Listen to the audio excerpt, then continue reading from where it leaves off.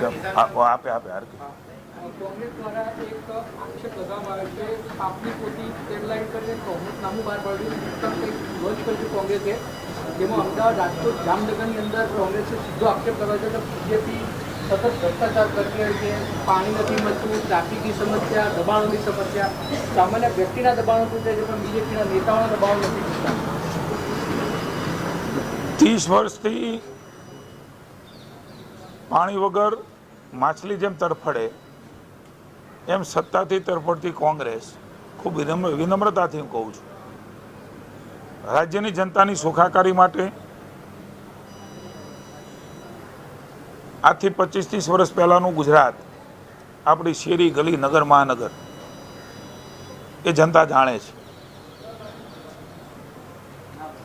ભ્રષ્ટાચારના બોરિંગો, કેન્દ્રની સરકાર કોંગ્રેસ હોય તો પણ કોમનવેલ્થ ગેમથી માંડીને 2G 3G સ્પેક્ટ્રમના કૌભાંડો એ કોંગ્રેસે કર્યા છે. રાજ્યની અંદર આખા રોડ, પાણીના ટેન્કરો અને ઘાસચારામાં કૌભાંડ કરીને એ પાણી પી ગયા, ગાયોનો ઘાસચારો ખાઈ ગયા, રોડ ગળી ગયા. એ કોંગ્રેસનો ભવ્ય ઇતિહાસ એ ગુજરાતમાં પ્રસ્થાપિત છે. જ્યાં પણ મોકો મળે ત્યાં એમણે હંમેશા પ્રજાનું શોષણ કર્યું છે. ચૂંટણી આવી રહી છે ત્યારે એ પ્રકારના આરોપો કરવા માટે કોંગ્રેસ ટેવાલે છે. અમારા મન, પ્રજાનું હિત, પ્રજા કલ્યાણના કામો એ પ્રાથમિકતા છે અને અવિરતપણે રાજ્યની જનતાના આશીર્વાદ એ મળતા રહ્યા છે. અમને સંપૂર્ણ ભરોસો છે માનનીય ભૂપેન્દ્રભાઈના નેતૃત્વની અંદર જે પ્રકારે રાજ્યની જનતાની સુખાકારીના કામો થઈ રહ્યા છે. ગામડાની અંદર સીસી રોડ, ગામડાની અંદર ડ્રેનેજની સુવિધા, ગામડાની અંદર શુદ્ધ પીવાના પાણી, મહાનગરો આપણા એ મેગા મહાનગરોની સ્પર્ધામાં હોય એ પ્રકારના વિકાસના કામો એ રાજ્યની જનતા અનુભવી રહી છે. ત્યારે કોંગ્રેસ એક તો પોતે એક નથી, વિખરાઈ ગયેલી કોંગ્રેસ, તૂટી ગયેલી કોંગ્રેસ, ભાંગી ગયેલી કોંગ્રેસ, અલગ અલગ નેતૃત્વમાં વિખાયેલી કોંગ્રેસ એ માત્ર ભારતીય જનતા પાર્ટી ઉપર આવા આરોપો કરીને એ પોતે એક છે પ્રસ્થાપિત કરવાના પ્રયાસ. તમે જ બતાવ્યું છે કે કોંગ્રેસમાં કેટલા ભાગ છે. વિધાનસભામાં પણ હમણાં આપણે જોયું છે કે કેટલા ઝઘડાઓ ઇન્ટરનલ ધારાસભ્યોના હોય છે. એટલે ભાંગતી તૂટતી કોંગ્રેસને અમારે કોઈ સર્ટિફિકેટની આવશ્યકતા નથી. જનતાનું સર્ટિફિકેટ વિનમ્રતા સાથે પુનઃ એકવાર મેળવવા માટે અમે જવાના છીએ અને એ કોલ એ જનતા ભારતીય જનતા પાર્ટીને ચોક્કસ આપશે. હાર ભારી ગયેલી કોંગ્રેસ એ થાબડ કરવા પહેલાં નીકળી છે, પણ પુનઃ એકવાર હારનો સામનો એ કોંગ્રેસે જનતાના મત થકી કરવાનો છે.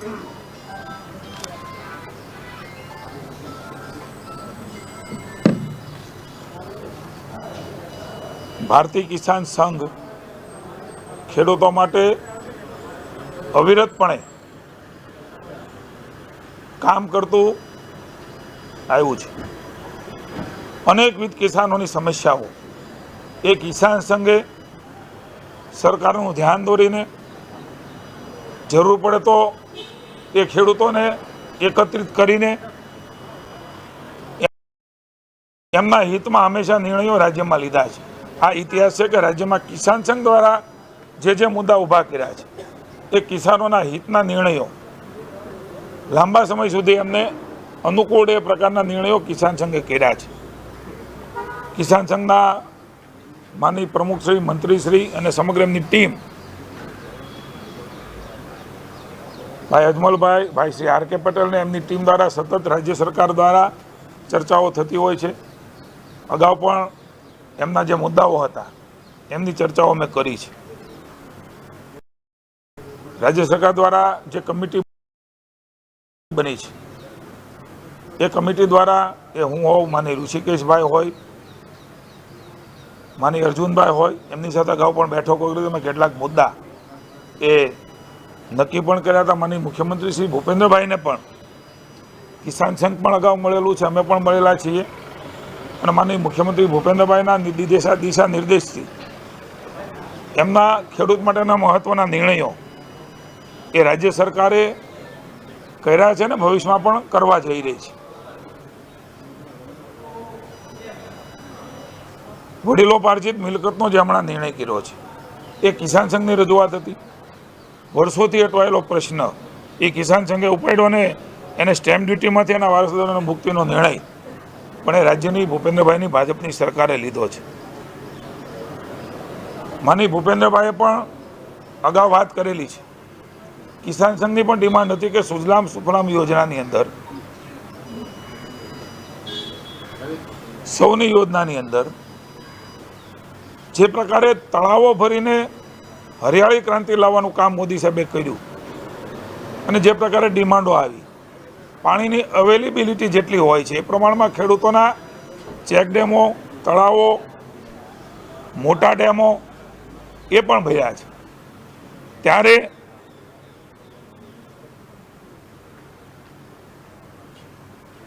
લગભગ 7 કિલોમીટર સુધીનું એ તળાવો, ડેમો ભરાય એમના માટેનો મહત્વનો નિર્ણય માનનીય મુખ્યમંત્રી ભૂપેન્દ્રભાઈએ એ પાણીના તળ ઊંચા આવે, સિંચાઈનું પાણી મળે, પીવાનું પાણી મળે એના માટેનો નિર્ણય એ લીધો છે ને તબક્કાવાર આવનારા સમયમાં મહત્વાકાંક્ષી પ્રોજેક્ટ હું માનું છું કે ખેડૂતોની આખી ખેતરની શિકલ બદલી દે એ પ્રકારનો નિર્ણય ભૂપેન્દ્રભાઈની સરકારે લીધો છે.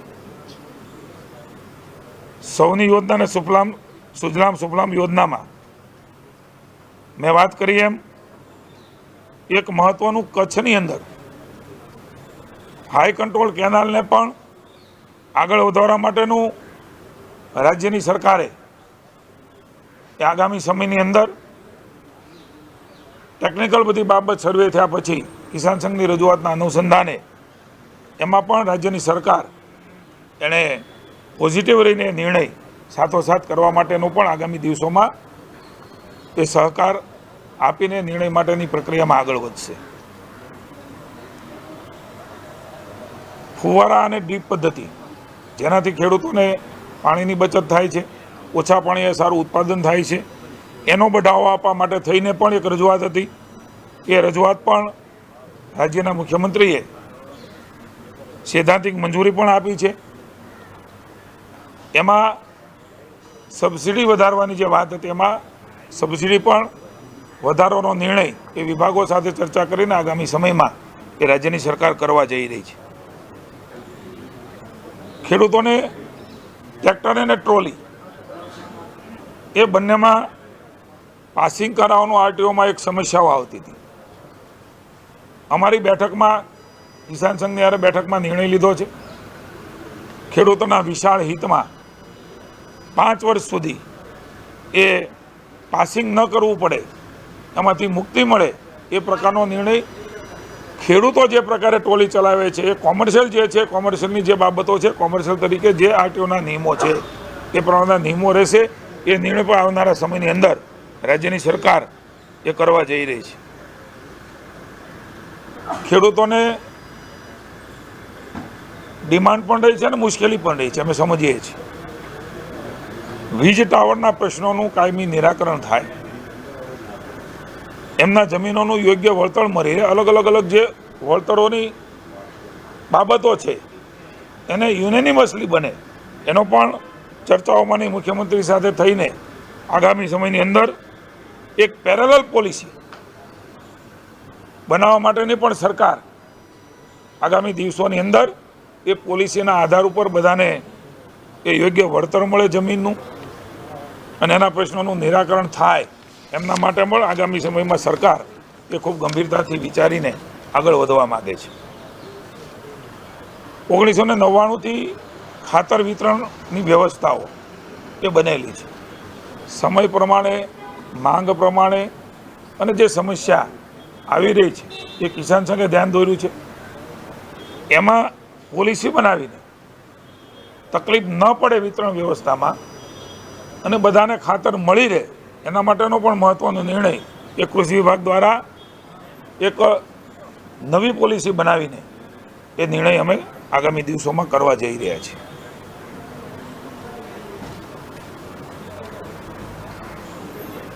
ફેન્સિંગ ખેડૂતો માટે થઈને જે પશુઓ એમના ખેતરમાં આવીને એમનો માલ ચરી જતા હોય છે, બગાડતા હોય છે, એ સમસ્યા મોટી છે. ભાજપની સરકારે જ આ ફેન્સિંગ માટેની યોજના બનાવી છે, એમાં ઉત્તરોત્તર ઘટાડો કર્યો છે. 2 હેક્ટર સુધી ખેડૂતોને એ ફેન્સિંગ ભેગા થઈને આવે તો એમાં સબસિડી પણ રાજ્યની સરકાર આપતી હતી. કિસાન સંઘ, ભારતીય જનતા પાર્ટીનો કિસાન મોરચો વગેરેની પણ રજૂઆતો મળી અને એમના આધાર ઉપર 1 હેક્ટર સુધીની મર્યાદામાં આ ફેન્સિંગ કરવાનો નિર્ણય એ મારા વિભાગે લીધો છે ને નાણાં વિભાગ સુધી આ ફાઇલ પહોંચી છે. એક બીજી પણ ડિમાન્ડ કિસાનોની હતી, એ લાગણીને પણ રાજ્ય સરકારે ધ્યાનમાં રાખી છે. રનિંગ ફૂટ 200 રૂપિયા એ આપતા હતા, એમના બદલે હવે રનિંગ ફૂટ 300 રૂપિયા એ નાણાં વિભાગમાંથી અમારી ફાઇલ મંજૂર થઈ હતી. માનનીય મુખ્યમંત્રીશ્રીએ સૂચનાઓ આપી છે એટલે તરત જ 300 રૂપિયા આપવામાં આવશે. એટલે કે 33% વધારો આશરે એ મહત્વાકાંક્ષી આ ફેન્સિંગની જે યોજના છે, ખેડૂતોનો પાક બચાવવાની જે યોજના છે, એમાં રાજ્યની સરકાર આગામી સમયમાં નિર્ણય કરવા જઈ રહી છે. દેશી બીજ અને દેશી કપાસ એના માટે વધુમાં વધુ વેગ મળે, જે ખેડૂત કરી રહ્યા છે એને વેગવંતુ કેવી રીતે બને ને વધારે કેવી રીતે વાપરે, એના પણ આગામી સમયની અંદર રાજ્યની સરકાર એમાં પ્રયાસ કરશે અને સહકાર આપશે. એક આપણે સૌ જાણીએ છીએ કે ખાસ કરીને ખાનગી જે કૃષિ કોલેજો છે, ICARના નોર્મ્સનું પાલન એ શરતોને આધારે આપેલી જોગવાઈઓ હતી.